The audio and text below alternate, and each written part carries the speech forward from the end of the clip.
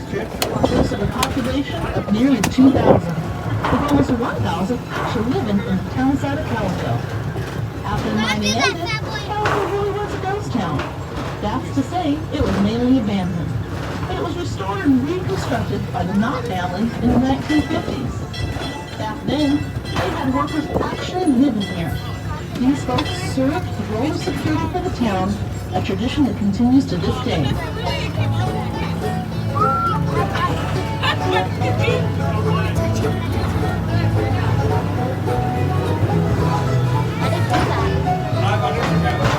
I have no connection. As we round this next curve, He's stupid. we use them on all four corners of our claims to alert everyone that they may be trespassing and to remind claim jumpers to stay away. Remember how the first traces of silver were discovered right on the ground in the spring of 1881. The Calico silver rush was on. Miners came from all over, including well-known towns such as Virginia City, Bowdoin, and Tombstone, Arizona. I certainly do, Hard Rock. I had silver fever too. Coming up on the right is one of the original ore cars we miners used. We would push these out of the mine and stockpile our ore until we had a trainload full. Then it was shipped to a processing mill on a narrow look at the mine. similar to the one you're riding on now. That particular train was called the Waterloo Mine Company Railroad, and it still is unoperated. Ahí está el hoyo donde está Chapo, se pasa. The closer a railroad could be run to the mines, the better. This large area to the left of the train, where some of the miners live, there is still one surviving wall out there that's outlined in white. Beyond the mountain to the northeast was East Calico, where among others the big Bismarck mine was.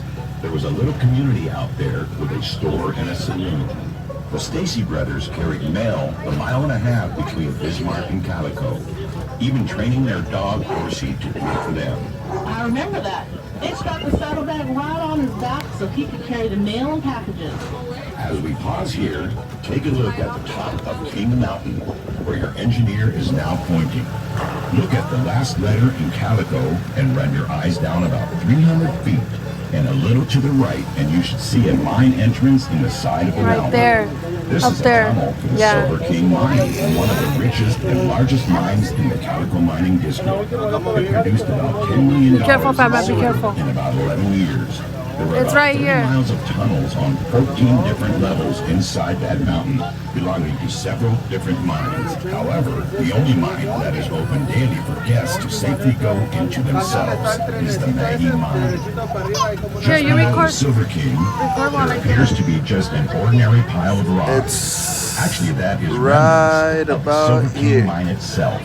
Not long ago, that pile of rocks was assayed to contain a few million Look, in silver. look in the pit in the But camera. before you jump out Point of to the it. train Let me and see. climb the Where's hill it to fill your at? pockets, It's like I right should tell you that it would here. take millions more just to process that silver.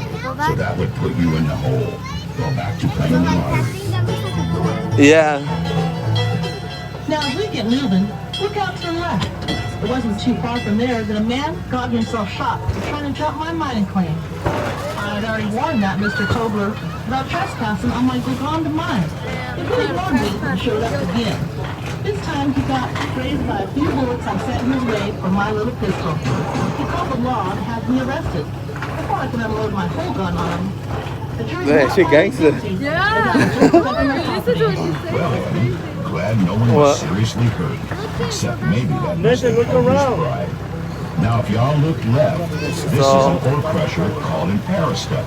Miners would hitch a horse or mule to that crossbar and had to walk round and round, which caused the steel ball to drag over and crush the ore before it was taken to a processing mill.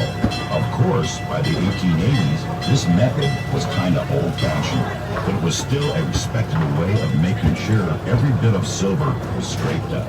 We did work hard to get all that silver. Now have a look over to one of my favorite views from Calico. Down there is the Silver Valley, as we called it. Past our old Tri Lake is the sandy bed of the Mojave River. In those early years, drinking water for Calico had to be brought over from the river, which ran above ground at the time. It was like about 5 to 20 cents a gallon. That water supply kind of also stuff. referred to our neighboring town of Daggett, when the railroad was built right through there. See, just like the smaller narrow gauge locomotives, the big trains of those days ran off the steam from the water-filled boilers. Another one of our neighboring towns was Boring.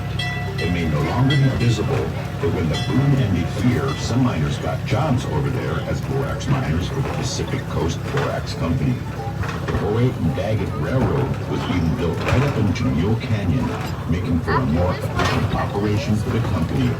It became the last place in California where the famous 20 mule teams were ever used. Now, if y'all look over at Main Street, you can see the same view we did as we ventured into town for supplies and relaxation. There are actually 5 buildings on Main Street that have been standing since the 1880s, when it was a bustling place. Calico was a real town for about 20 years. We had a post office, school, courtroom, newspapers, and a slew of stores. Not to mention quite a few saloons, I can promise you that. Luckily, we even had doctors, lawyers, and a justice of the peace. My favorite place was the town hall. I look like about fall, my All nigga. kinds of entertainment. Those were dandy, huh? Now as we get closer to the train depot, take a look down into the gully to the left of the train. These ruins are from the Chinatown, where almost 40 Chinese lived and worked at Calico during the boom years.